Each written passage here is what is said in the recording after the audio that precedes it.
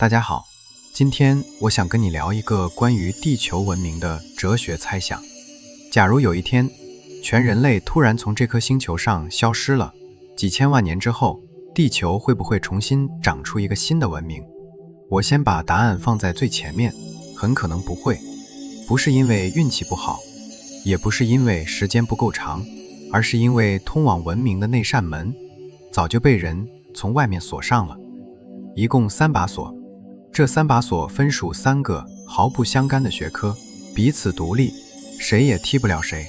你哪怕把人类所有的痕迹都抹得一干二净，让整个地球彻底重新洗一次牌，结果大概率还是一样。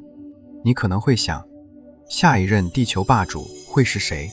是林子里那些聪明的让人心里发毛的乌鸦，还是深海里那些换个颜色就能说话的章鱼？他们会不会在几千万年之后也盖出高过云层的摩天大楼？很多人凭直觉都会说会。既然大自然能把人类捏出来一次，那再给它几千万年，总能捏出第2次。听起来很有道理，但是没有的是，如果你真的顺着演化生物学、地质学、天体物理学一路推演下去，你会发现一件让人后背发凉的事：通往高级文明的这条路根本不是一条理所当然的康庄大道，它更像一道只开过一次，而且已经在身后合上的窄缝。今天我们要做的就是把这3把锁一把一把拆开，看清楚它们到底有多难开。不过在拆锁之前，得先做一件事，就是把舞台清空。因为要谈下一任霸主，我们得先看看人类退场之后，这个舞台会变成什么样子。人类消失的第一天，最先出事的地方可能跟你想的不太一样，不是城市，而是那些必须有人一直盯着才不会出事的地方。发电厂的控制室空了，燃气管线的调度台也空了。几个小时之内，第一批机组开始跳闸，而跳闸是会传染的。第2天、第3天，剩下的电网一段一段黑下去。真正要命的变化其实发生在你的脚底下。你可能知道，全世界所有大城市的地铁每时每刻都在渗水。你之所以能在干爽的隧道里走来走去，靠的全是地底下那些日夜不停的抽水泵。泵一停，最多几天地下水就会涌上来。纽约、伦敦、东京那些你走过无数次的隧道，很快就会变成一条条黑漆漆的地下暗河。再往后几个星期，全球的夜晚会慢慢变回真正的黑。如果这个时候你从太空往下看，你会看见那些曾经像星群一样闪烁的城市，一片接一片的熄灭。那就是地球在向过去1万年的文明说最后一句再见。第1年的夏天，郊外的枯草会长风，没有人再去修剪，也没有人再去灭火。一场雷击，火就顺着草一路烧进城里，把加油站和商场一起点着。20年之后，柏油路的裂缝里会钻出草和藤蔓，它们顺着排水管一路爬上写字楼的玻璃幕墙。你可能觉得钢筋水泥这么硬，怎么会怕草？但是你忘了雨水渗进混凝土的缝里，冬天一冻就膨胀，一冻一胀就是一次撬。100年下来，钢筋会锈了会变粗，把外面的混凝土一块一块顶爆开来。300年之后，你熟悉的天际线基本上就没了。大桥先垮，跨度越大的垮得越早。摩天大楼一栋接一栋地做下去，砸出一片一片的瓦砾。1000年之后，还能留下来的东西已经很少了。木头烂光了，铁锈成了红色的土，只有石头、陶片和玻璃还在。至于你手机里、硬盘里、云端里那些海量的资料，那时候连一个字都不剩。你可能觉得这有点不真实，但是如果我们把时间这把尺子再拉长一点，你会更清楚。100万年之后，剧烈的地壳运动会把大部分人造物埋进地底深处。1000万年之后，那就真的可以叫沧海桑田了。我们自以为坚不可摧的那些人造奇迹，在地质年代面前，比沙滩上的沙堡还要脆弱。那么问题来了， 1000万年之后，人类是不是就等于从来没有存在过？其实也不是，人类还是会留下一点东西的，只不过留下来的方式可能完全出乎你的意料。你可以想象这样一个画面，几千万年之后，地球上出现了一个新的聪明物种，他们也开始挖土，也开始敲石头，也开始对脚下这颗星球的过去感到好奇。他们里面的某一个会像我们的地质学家一样，拿着一把小锤子，蹲在一面悬崖前面，一层一层往下读，岩层就是一本书，一层就是一页，而且这本书是有厚度的，100万年的沉积，在有些地方可能只有几十厘米，所以年代越久，那一页就压得越薄。他一页一页翻下去，翻过恐龙的那一页，翻过大冰期的那一页，然后他会翻到很薄很薄的一页，薄到什么程度呢？可能只有几厘米。但是就在这几厘米里，全世界任何一个角落的岩层都会同时冒出一批极其古怪的东西，那一页就是我们。你可能会觉得，我们造了这么多东西，总该留下点像样的吧？金字塔呢？长城呢？那些几十万吨的钢桥呢？很遗憾，都不算。石头会被风化，钢会锈成红土，混凝土会被压碎。真正能穿过几千万年的，从来不是最大的东西，而是最多、最不容易烂，又刚好铺满了全球的东西。所以我们留给未来的，不是金字塔，也不是长城，而是3样东西。我把它们从最理性的排到最浪漫的，一样一样说给你听。第一样东西是一层混着塑料的怪石头。你平时随手扔掉的塑料袋、塑料瓶、外卖盒，都是高分子聚合物。这种东西在大自然里几乎没有微生物能痛痛快快地把它分解掉，它只会碎成越来越小的颗粒，最后跟着泥沙一起沉下去。几千万年的压力压下来，那些颗粒会跟砂石压在一起，变成一种带着彩色斑点的沉积岩。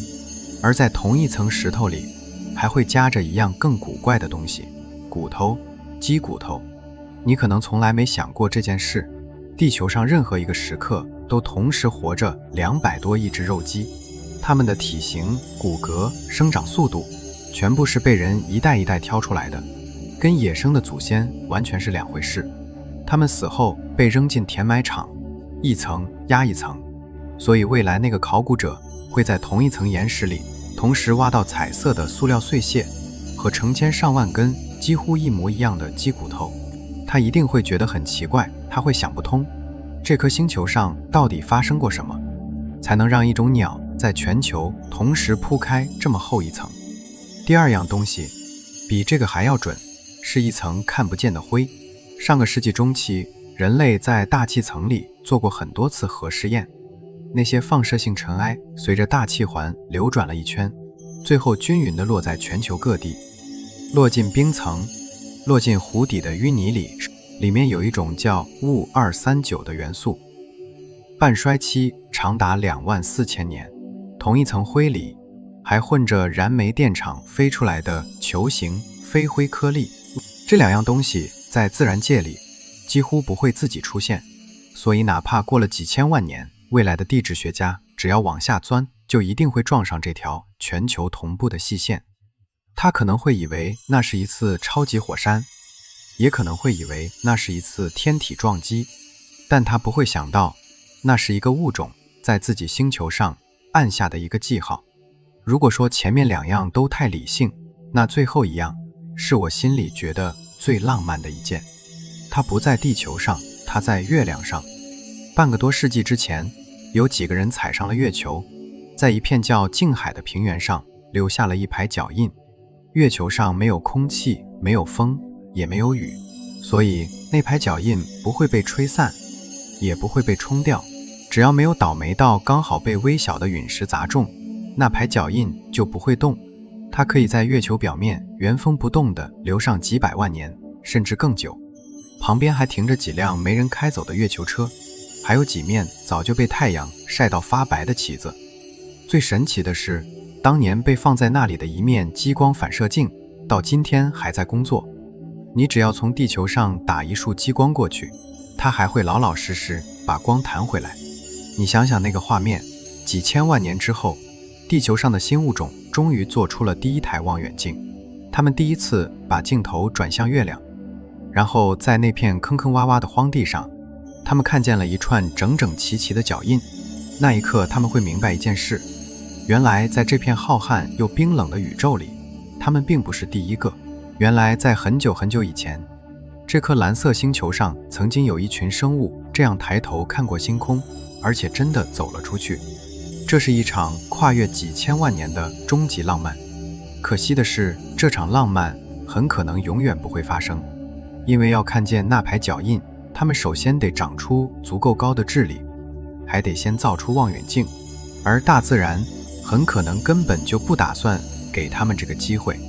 这就引出了封死新物种未来的第一把锁。第一把锁就是演化的方向。你真的以为大自然偏爱聪明吗？没有的事。这其实是我们对自己最大的一个误会。很多人心里都有这么一幅图，生命的演化就像在打一款游戏，从单细胞升到多细胞，从海洋爬上陆地，最后把智力天赋点满，长出一个像我们这样的大脑，然后通关。如果你也是这么想的，那就完全误会大自然了。在大自然的账本里，演化从来没有一个固定的方向，它不追求让你变聪明，也不追求让你变复杂，它只认一个非常简单的目标，就是活到能生，然后把基因交给下一代。只要你能生，哪怕你退化成一团几乎不动的软泥，在大自然眼里，你都已经是一件完美的作品。这就好比你去公司上班，那位叫大自然的老板，其实根本不关心你读过多少书，也不关心你拿过几个学位，他只看一件事，就是这个月的活你干完了没有。而对于这位极其冷酷的老板来说，高智商不但不是加分项，反而是一个非常沉重的包袱。你可能会觉得奇怪，聪明怎么会是包袱呢？聪明不是能想出更多办法吗？能。但是你忽略了一个最要命的问题，就是能量。我们平时总说人类是地球的主宰，好像脑子这个东西是白送的，但它不是。你这个能思考宇宙起源的大脑，在生物学上其实是一个出了名的耗能大户，它的重量大概只有3斤上下，大约占你体重的2%，但是它每天要从你身上抽走多少能量呢？大约20%。你今天吃的每5口饭，就有1口是专门用来供这台机器不停机的。更要命的是，这台机器还不能待机。你就算现在什么都不想，就算你睡着了，它照样在烧。在人类社会里，这不算什么大问题。你饿了可以去买，可以去点。但是你想一想，如果你是一头住在荒野里的野生动物呢？荒野里没有超市，也没有外卖，所有的野生动物睁开眼睛面对的第一件事就是饿，而且是天天饿。在那个吃饱一顿都很困难的世界里，你身上背着一个只占体重2%，却要吃掉你1/5能量的器官，这不是天赋，这是天大的负担。这就好比你去野外求生，你身上能带的东西是有限的，你本来就已经很勉强了，别人带的是轻便的刀和绳子，而你偏偏要多备一台必须一直插着电的机器，那台机器再厉害，你也走不远。所以对绝大多数野生动物来说，最划算的做法是把有限的能量砸在别的地方，砸在更锋利的爪子上，砸在更强壮的肌肉上，甚至砸在多长一层脂肪上，都比砸在脑子上划算。爪子能帮你抓到猎物，肌肉能帮你跑赢对手，脂肪能帮你熬过冬天。而一个高的离谱的脑子，除了帮你更快地把体力烧光，什么忙都帮不上。这就是第一把锁最硬的那个齿。大自然是一个非常精明的会计，它会毫不留情地砍掉所有华而不实的开支。如果一个地方的生存压力足够大，那就没有任何物种会蠢到去养一台又贵又费电的机器。如果你还是觉得难以置信，那我给你举一个反面教材。在这片土地上，曾经有一群比我们强大的多的生物，它们拥有的时间比我们多几10倍，但是它们里面没有任何一只点亮过那棵叫智慧的技能树。它们就是你很熟悉的恐龙。你算一笔账，人类从祖先直立起来算到今天，满打满算也就几百万年，而恐龙这一只在地球上称霸了差不多1.6亿年。1.6亿年是什么概念？哪怕是一只乌龟，只要一直往前爬，都足够在这段时间里绕着地球爬上几百圈，也足够大自然把生命往任何一个方向推到极致。事实上，恐龙也确实做到了极致。为了够到树顶的叶子，犀角类把脖子伸到了10几米长。为了不被咬穿，甲龙给自己套上了一层比坦克还厚的骨甲。为了飞起来，翼龙干脆把自己的骨头掏空。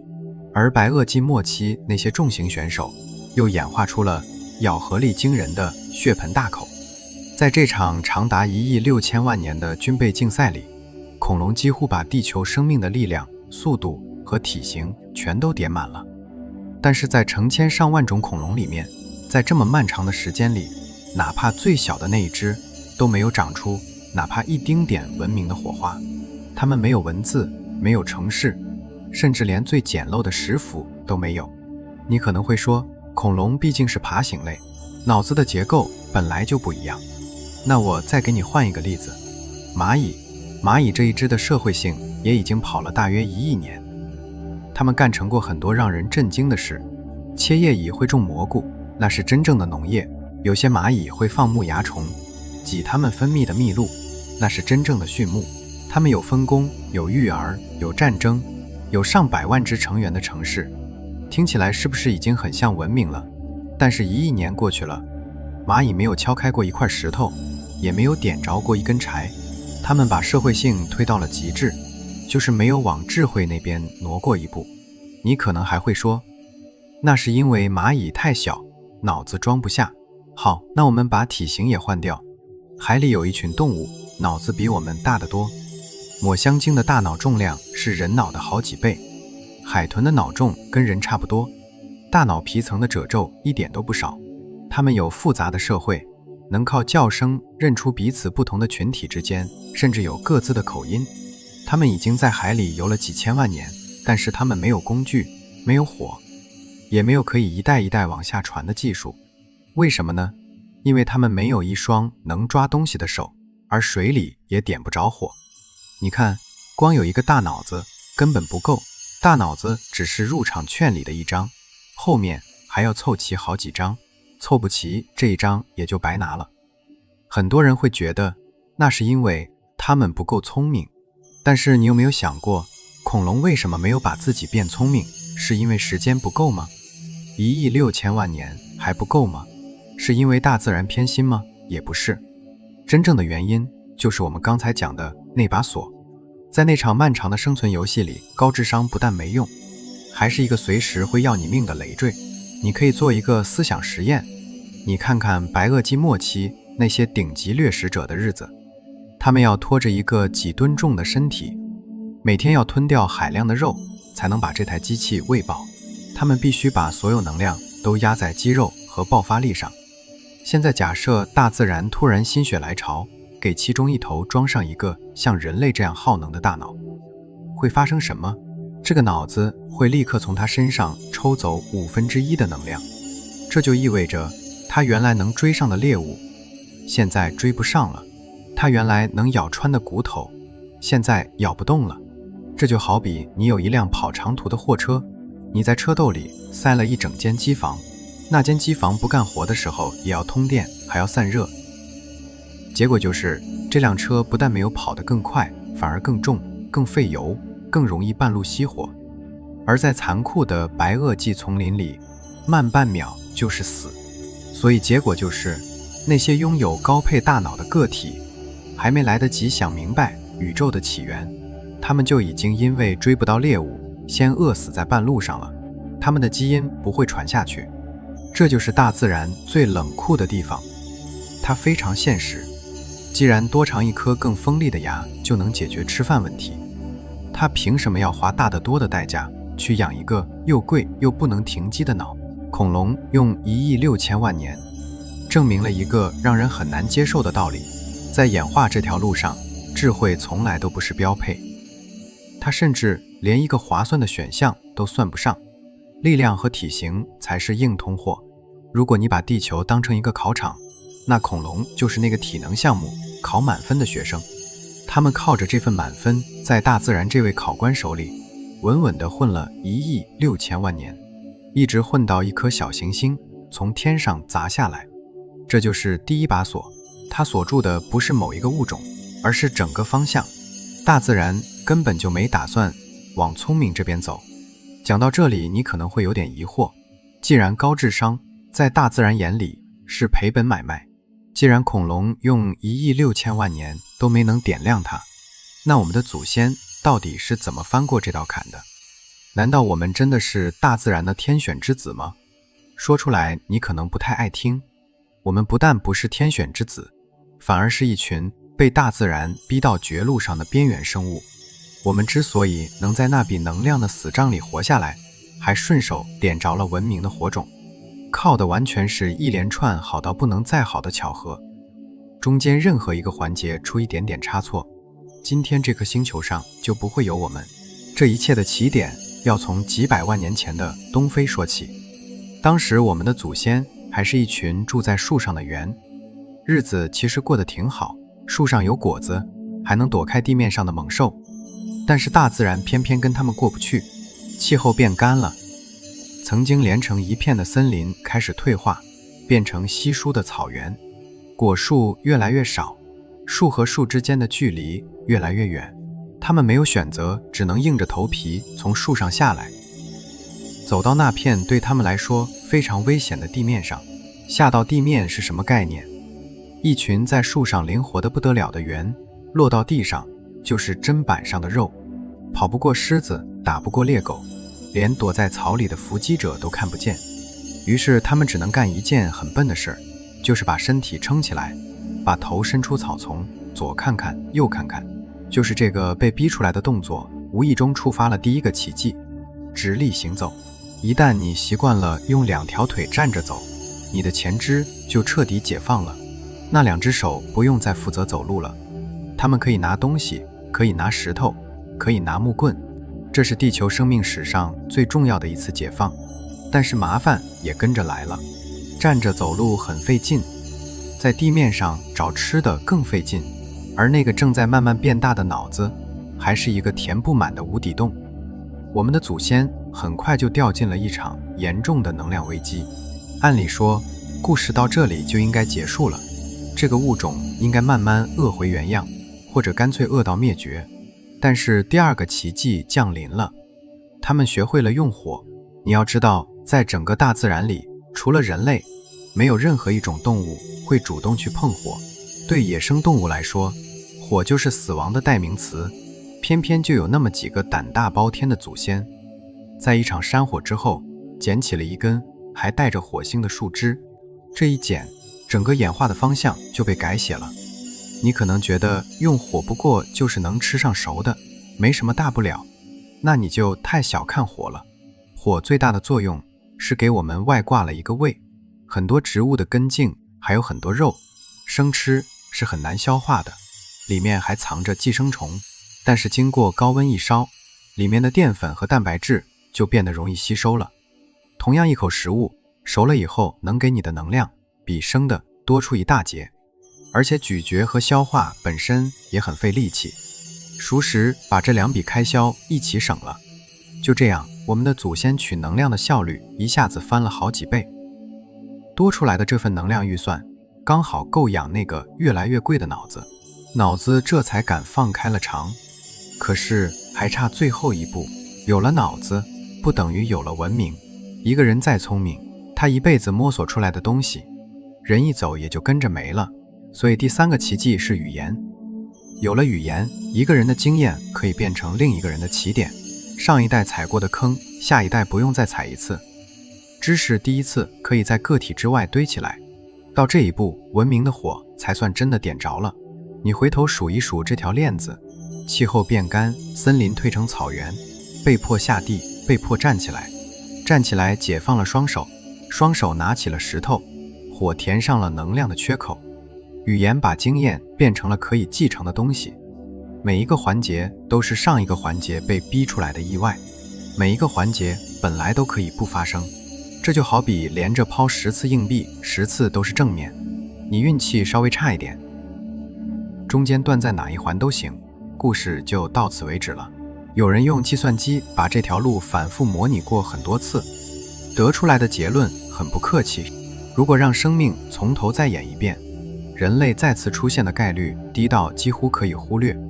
而且你还要注意一件事，这10次里面有好几次是卡在同一个时间窗口里的。气候变干和森林退化刚好撞在我们的祖先还没被别的物种挤掉的那一段，学会用火的时机也刚好卡在能量危机把我们压死之前，晚一点点就来不及，早一点点又用不上。这不是一条平缓的上坡路，这是10道刚好没关上的门排成了一条直线。我们不是演化的必然结果，我们只是一堆巧合叠出来的一个意外。既然我们只是一个意外，那问题就来了，如果有一天人类真的消失了，大自然会不会重新洗一次牌，给下一个幸运儿再发一份一模一样的开局礼包？这就是我要跟你讲的第2把锁。第2把锁是资源，更准确地说，是一份已经被我们领走的开局礼包。你可能觉得人类文明能走到今天，靠的是那个聪明的脑子。脑子当然重要，但是光有脑子没有用，我们还靠了另一样东西，就是地球花了45亿年替我们准备好的第一桶金。这就好比你打开一款游戏，系统会在你的出生点旁边随手放一个补给箱，里面是最基础的装备，弯个腰就能捡到。你就是靠这些东西才顺利走出新手村的。问题是，这个补给箱整个地球史上只刷新过一次，而且已经被我们捡走了。我们先把镜头拉回到人类刚开始炼金属的时候，那时候的人手里连一件像样的挖矿工具都没有，他们是怎么弄到金属的呢？答案有点不可思议，他们基本上是捡的。在几千年前的地球表面，到处散落着品位极高的铜矿石。有多高呢？有些露天矿的含铜量能到 30% 以上。你在河边随手捡起一块泛着绿光的石头，扔进火堆里烧一烧，铜就自己流出来了。而且青铜还需要另一样东西，锡。锡在当时也是可以淘的，河床的沙子里就有锡石，用一个木盆一淘就能淘出来。你注意这2件事的共同点，它们都不需要矿井，不需要机械，也不需要炸药。一个只有17的人也能把它们弄到手。正是因为有这种伸手就够得着的东西，我们的祖先才可能在工具极其简陋的情况下一脚踏进金属时代。那现在呢？经过几千年毫无节制的开采，地表上那些一眼就能看见、伸手就能捡到的富矿早就没了。今天还能开的铜矿全都埋在地下几百米甚至上千米深的地方，而且品位低到让人心疼。很多大矿的含铜量只有 1% 上下，有些甚至更低。这意味着什么呢？意味着要炼出1吨铜，我们得先翻动几百吨石头。还有一样东西比铜和锡更能说明问题，那就是铁。今天全世界最好的铁矿，绝大部分来自一种叫条带状铁建造的岩层。这种岩层不是一直在生成的，它主要形成于20几亿年前那一段很特殊的时期，当时海水里溶着大量的铁，而刚学会光合作用的细菌开始往水里放氧气，铁一碰到氧就沉下去，一层一层地铺在海底，铺了好几亿年，等海水里的铁被沉干净了，这个过程就停了，而且再也没有大规模重来过。也就是说，你今天挖到的高品位铁矿，是地球在20几亿年前用一次性的方式攒下来的家底，它不会补货。比金属更关键的是能源。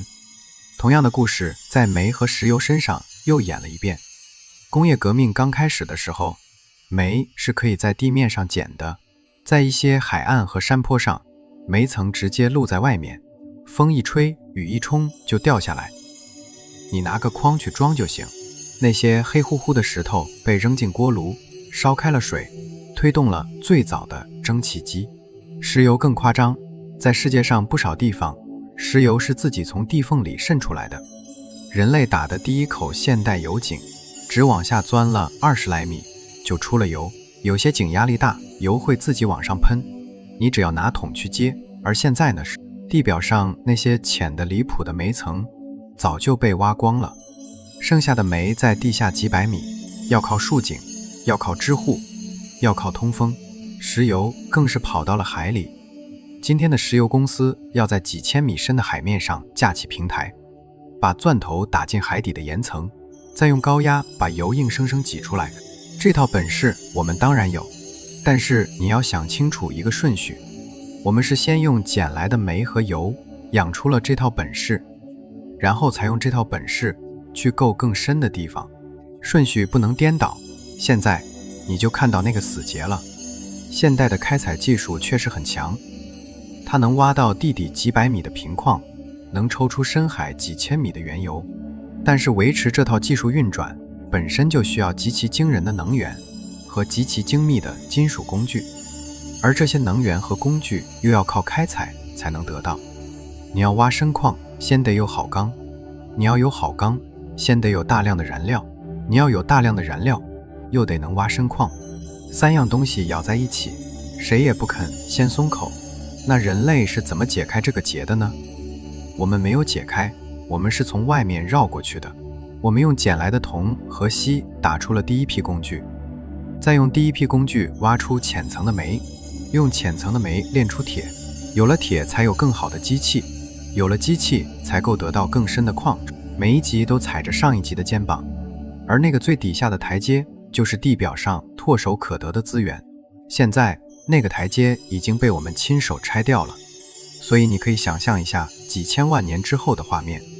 一群拥有很高智力的后来者终于在山洞里点起了火把，他们比我们更聪明，也更勇敢，对这个世界充满好奇。他们想走出山洞，想盖起自己的村落，想造出更好的东西。他们也很清楚自己缺的是金属，于是他们走出山洞，把附近所有的河床、所有的山坡、所有裸露的岩层都翻了一遍。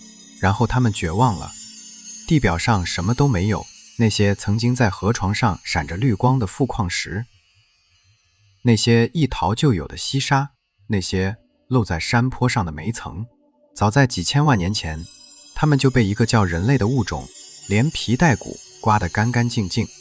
剩下的东西不是没有，是够不着，它们全在地下几百米。而这群后来者手上有什么呢？木棍和石头。你用一块石头是不可能凿穿几百米厚的岩层的。这就好比你把一个现代工程师空投到一座荒岛上，然后跟他说，你只要造出一台发动机，你就能回家。听起来好像很合理，但是这件事根本做不到，因为他手上连一把能砍树的铁斧都没有。你要造斧头就要有铁，要有铁就要有炉子和燃料，要有炉子就要有耐火的砖，要有砖就要有窑，一环扣一环，每一环都缺。它缺的从来不是聪明才智，它缺的是那个最底下的台阶。这就是一道系统给你设好的死锁，它要求你先证明你有高级装备，才允许你去生产初级材料。而更让人崩溃的还在后面。我们退1万步，假设这群后来者运气爆棚，在某个偶然裸露的地方硬是刮出了一点含量很低的矿石，而且他们还真的炼出了第一块金属。他们兴奋得不行，以为自己终于要踏进工业时代了。但是紧接着他们会撞上第二堵墙，能源。品位低的矿石想把金属提出来，就要把炉温拉到上千度，就要烧掉海量的燃料。而地表的煤早就没了，剩下的煤在几百米深的地下。想挖深井就要金属工具，想要金属工具就要炼矿，想炼矿就要燃料，想要燃料就要挖深井。你看，又绕回去了。他们就像被关在一个只有一把钥匙的笼子里，而那把钥匙就挂在笼子外面1米远的地方。看得见，够不着。我们再退1万步，假设他们连能源都想办法凑齐了，他们还会缺最后一样东西，石油。地球上那些容易开采的石油早就被我们抽干了，剩下的要么埋在几千米深的海底岩层里，要么冻在极地的永冻土下面。对一个刚刚炼出铁的文明来说，深海的石油和月球上的石油没有任何区别。没有石油就没有现代化工，没有化工就没有塑料，没有合成材料，没有精密仪器，也没有能飞上天的火箭。所以你现在看清楚第2把锁有多狠了吧？人类只用了几千年，就把这颗星球表面所有伸手可及的东西一次性刷光了。我们退场之后，留给后来者的是一个已经被掏空的地表和一堆埋在深处他们永远够不着的资源。无论他们多聪明，无论他们的脑子多发达，只要没有那份开局礼包，他们文明的天花板就会被永远焊死。焊死在石器时代或者早期的农业时代，他们只能在泥地里握着简陋的石器，抬头望着星空，却永远没有能力造一艘飞船上去看一眼。但是这里还有一个更残酷的问题，就算他们愿意在石器时代慢慢熬呢？就算他们一点都不着急，愿意花上几千万年，一点一点地往前摸呢？对不起，时间也不够了。这就是第3把锁。第3把锁是悬在所有人头顶的一个倒计时，它是宇宙给地球生命定下的最后期限。我们平时住在地球上，看着太阳每天东升西落，很容易对这颗星球的寿命产生一种错觉。你会觉得地球都已经存在了45亿年，那再撑个几十亿年应该没问题吧？就算文明要从头再来一遍，时间总归是够用的吧？如果你也是这么想的，那就要把视角从地球拉出去，拉到天体物理学的尺度上看一眼。你会发现，留给地球孕育复杂生命的那扇窗比你以为的要窄得多，而且它正在关。我们先把时间轴摊开来看一遍。地球大约诞生在45亿年前，刚诞生的那几亿年，完全就是一个地狱。地表是翻滚的岩浆，天上砸下来的是密密麻麻的陨石雨，根本没有任何生命能站得住脚。一直到大约38亿年前，地球才终于凉下来一点，海洋和陆地开始成型。也就是在那个时候，在某个温暖的火山口附近，出现了地球上最早的生命痕迹。你先把38亿年这个数字记住，因为从那个微小的单细胞开始，一路演化到今天，这个能坐在屏幕前思考宇宙起源的你，大自然整整花掉了38亿年。而且这38亿年里，绝大部分时间是卡住的。你可能以为生命是一路往上冲的，不是。生命在单细胞这个阶段，几乎原地踏步了将近20亿年。20亿年里，地球上最热闹的东西就是一层黏糊糊的菌膜，中间还出过一次差点把所有人都毒死的事故。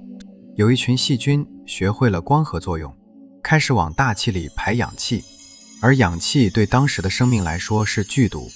那一次几乎把原来的生态清了个底朝天。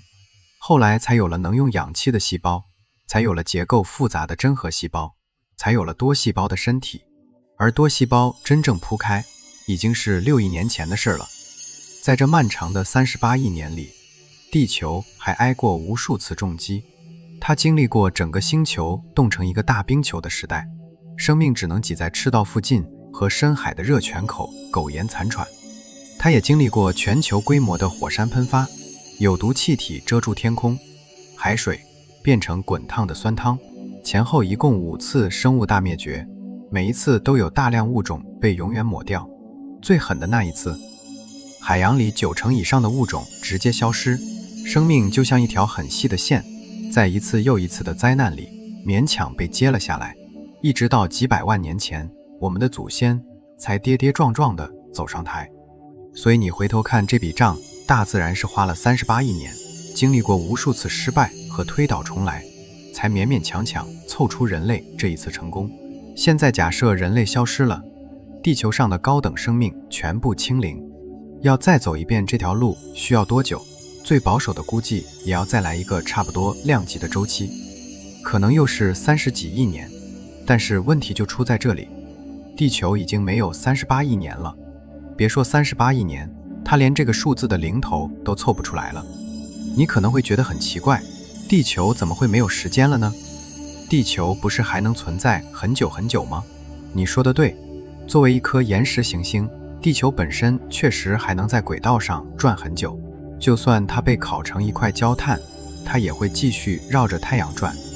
但是地球还在，不代表地球上的生命还在，因为给所有生命计时的那个钟根本不在地球上，它在太阳上。你要知道，太阳是一颗黄矮星，所有的恒星都逃不掉一条物理规律。随着年龄增长，它会越来越亮，也越来越热，这不是意外，这是它核心里的燃料不断变化带来的必然结果。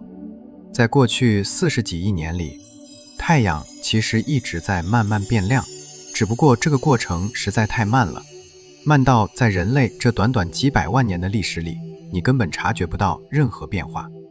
但是量变总会变成质变，天文学家算过一笔账，大约再过几亿年，太阳的整体亮度会比现在高出10%左右。具体是几亿年，不同的模型给出的答案并不一样，有的说5亿年出头，有的说10几亿年，但是方向是一致的，而且不可逆。你可能会想，10%而已，有那么严重吗？有。地球之所以能有液态水，能孕育生命，靠的全是它和太阳之间那个极其微妙的距离。这个距离刚好让地球维持在一个不冷不热的温度上。现在你在这个温室的顶上多点了一盏很大的灯，它会直接打破地球维持了40几亿年的那套平衡。而且最先出事的可能跟你想的不一样，不是冰川，是空气。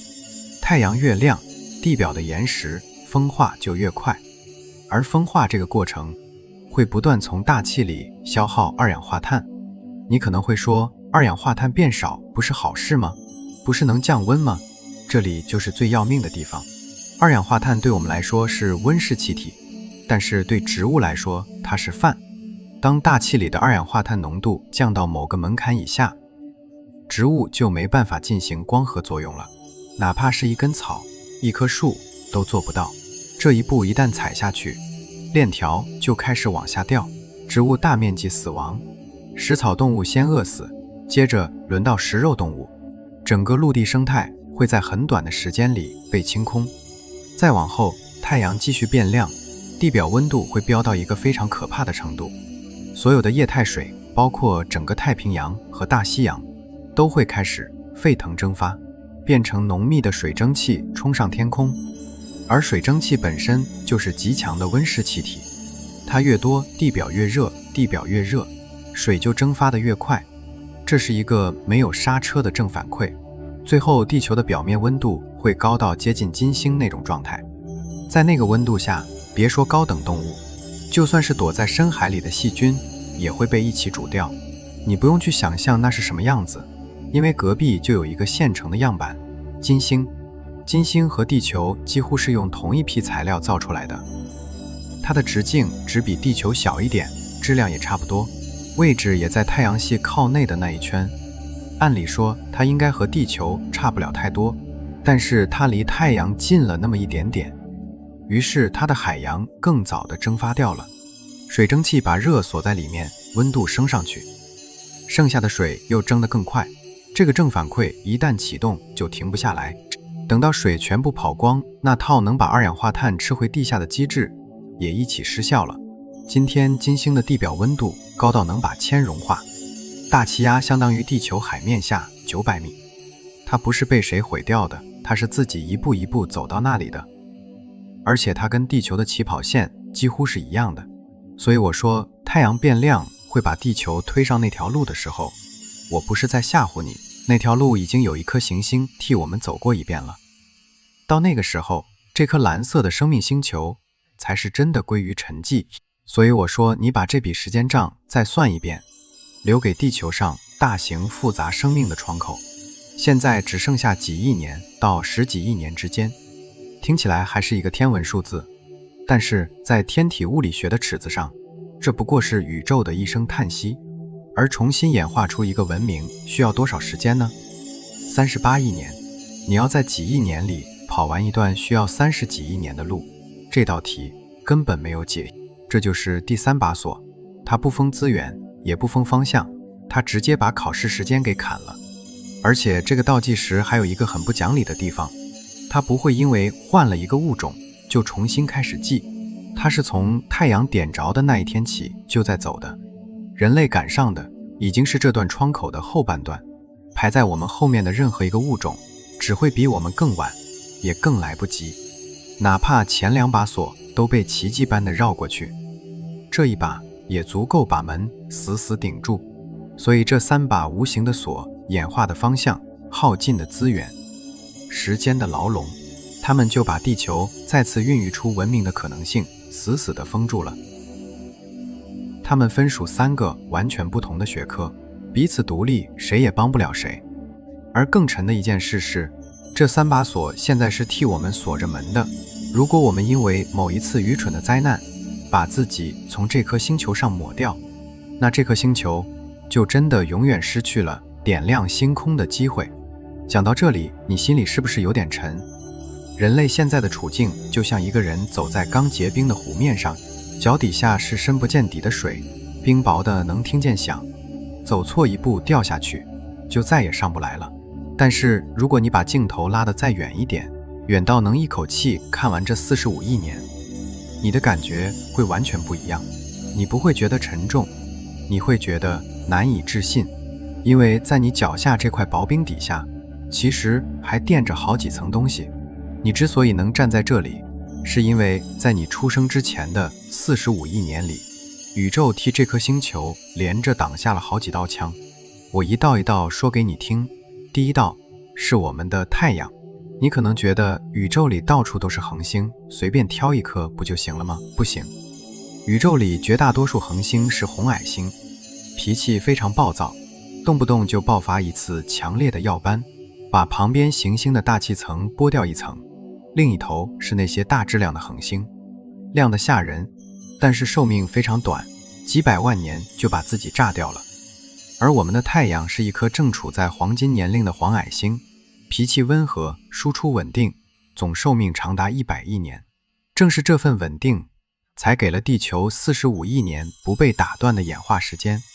而且稳定还有另一层意思，太阳在这40几亿年里输出的起伏一直很小，地球上的生命才敢慢慢来，才敢在单细胞这个阶段卡上20亿年，还不至于全军覆没。如果太阳的脾气再差一点，那20亿年里随便来一次大的，故事就在细菌那一步结束了。第二道是我们的位置，地球到太阳的距离刚好不多不少，这个位置有个名字叫宜居带。如果地球再靠近太阳一点，海水会全部蒸发，变成一个几百度的高压锅。如果再远一点，水会全部冻成冰，变成一颗死气沉沉的冰球。只有在这条很窄的带子里，水才能以液态存在，而液态水是所有已知生命的温床。第三道，你可能从来没想到过，是这颗星球的壳会动。地球是我们已知的行星里唯一一颗还在搞板块运动的。板块运动听起来只是地震和造山，其实它是一台恒温器。火山把二氧化碳吐进大气，让地球保暖，雨水和岩石。风化又把二氧化碳吃回地下，让地球降温。俯冲带再把这些碳带回地球深处，兜一个圈重新吐出来。就是这一进一出，才让地球的气温在几十亿年里始终没有跑到2个极端去，旁边的金星就没有这套东西。结果它的大气变成了一口盖死的锅。第四道是一层你看不见的护盾磁场。宇宙空间其实是一个高能的靶场，太阳风和宇宙射线无时无刻不再往地球上打。如果没有磁场，地球的大气层早就被太阳风一层一层剥光了，地表的生命也会被高能射线直接打散。地球的液态外核在不停地流动，正好生出了这层看不见的磁场，把大部分带电粒子挡在外面。你今天能在户外自由自在的呼吸，靠的就是这面盾。第5道是你每天晚上都能看见的月亮。月亮大得很不合理，以行星和卫星的比例来说，太阳系里没有第二对，像地球和月亮这样的组合。目前比较主流的看法是，正是这颗大得离谱的卫星，用它的引力把地球的自转轴稳稳地摁在一个固定的倾角上。如果没有它，地球的自转轴可能会像一个快停下来的陀螺一样东倒西歪，那样一来气候会彻底失控，一段时间是极寒，一段时间是酷热，任何复杂生命都很难跟上这种折腾。正因为有月亮，我们才有稳定的四季，才有稳定的季风。第6道是太阳系外围的木星。木星的质量比太阳系里其他所有行星加起来还要大得多，它有一份非常惊人的引力。在过去几十亿年里，无数在太阳系里乱窜的小天体本来是冲着内圈来的，很多在经过木星附近的时候被它的引力直接甩开，或者干脆弹出太阳系。许多科学家认为，木星就像一个守在门口的保安，用自己厚重的身躯替地球挡下了不少次致命的撞击。当然，学界对这件事还有不同的意见，因为木星有时候也会把石头往里推，但是至少在结果上，我们确实躲过了很多次。你想想，那个画面，有一颗大得离谱的行星，安安静静地守在外圈，它什么都不做，只是待在那里，用引力把路过的石头一次次拨开。而在它身后好几亿公里的地方，有一颗很小的蓝色行星。就在它挡出来的这份安静里，那颗行星慢慢长出了海洋，长出了森林，最后长出了一双会抬头看它的眼睛。现在你把这6样东西放在一起看，一颗脾气温和的黄矮星，一个不远不近的位置，一层会呼吸的地壳，一面看不见的磁盾，一颗大得离谱的月亮，还有一个守在外围的木星。这6个条件只要少掉任何一个，地球马上就会变成一片死寂，而它们偏偏在45亿年前就一样一样叠在了一起。那感觉就像有一个极有耐心的工匠，他一点都不着急，一步一步地为我们铺路。他先把这6样东西摆好，然后又用38亿年的时间扛过5次大灭绝，一次又一次地推倒重来，直到几百万年前的非洲草原上，才终于点着了那一点智慧的火花。当我们的祖先第一次用长满老茧的手握起一块石头，当他们第一次在寒冷的黑夜里点起一堆篝火，当他们第一次抬起头望向头顶那片浩瀚的星空，那一刻发生的不只是一个物种的觉醒，那是这颗星球乃至整个宇宙最重要的一次睁眼。因为在过去138亿年里，宇宙一直是瞎的，它诞生过无数星系，引爆过无数超新星，也用黑洞吞掉过无数东西，但是它自己不知道，因为在人类出现之前，没有任何东西能够感知这一切。一颗恒星的死亡和一粒尘埃的飘落，在宇宙眼里没有任何区别。直到某一天，在一颗普普通通的黄色恒星旁边，在一颗小小的蓝色水球上，有一群被叫做人类的碳基生物站了起来。我们用望远镜去接那些跑了几十亿年的光，我们用数学公式去丈量空间本身，我们第一次替这个宇宙问出了那个终极的问题：我们从哪里来？我们要到哪里去？这个时候，你再回头看那3把锁，锁住智慧方向的那一把，锁住地表资源的那一把，还有替所有生命倒计时的那一把，他们一早就把地球文明的下一次机会锁死了。所以如果人类现在亲手把自己建起来的一切葬送掉呢？因为内部的纷争，因为贪婪，或者因为任何一个愚蠢的理由，那在这颗星球剩下的时间里，就再也没有第2次点火的机会了。地球当然还会重新长回一片盲目的生机，丛林里会有新的猎手在奔跑，海底会有新的软体动物在变色，但是不会再有谁能理解相对论，不会再有谁能把一艘飞船送出太阳系，宇宙照样运转，恒星照样燃烧。只是在这个宇宙里再也没有一双能欣赏这一切的眼睛。所以你看，人类根本不是地球的过客，我们也不只是大自然随手演化出来的一种普通生物，我们是这个宇宙用138亿年经历过无数次失败和试错，才好不容易结出来的一枚果子。我们是宇宙第一次睁开眼睛，真真切切地看见自己。宇宙很大，大到让人绝望；宇宙很冷，冷到几乎没有温度。但是我们手里这盏很微弱的灯，现在还亮着。所以在这盏灯熄灭之前，我们能不能替这个冰冷的宇宙多留下一点温度？我们能不能带着这颗星球上全部生命的希望，穿过那3把锁，走到更远的星辰大海里去，再种下一颗奇迹的种子？